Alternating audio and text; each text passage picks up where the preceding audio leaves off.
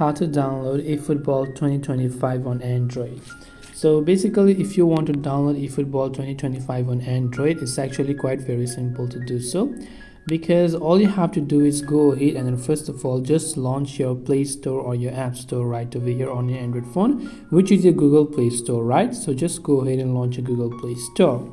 Now in the search bar, you simply want to go ahead and then search for eFootball right over here, and as and when you've done that, you will see the eFootball game from Konami.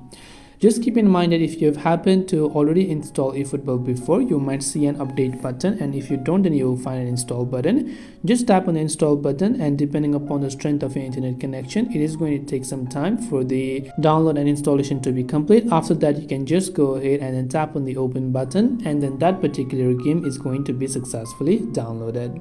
This way you'll be able to download eFootball 2025 on mobile. I hope that this video helped you. If you have any questions, feel free to leave them down. Thank you for watching till the end, and see you soon in our next video.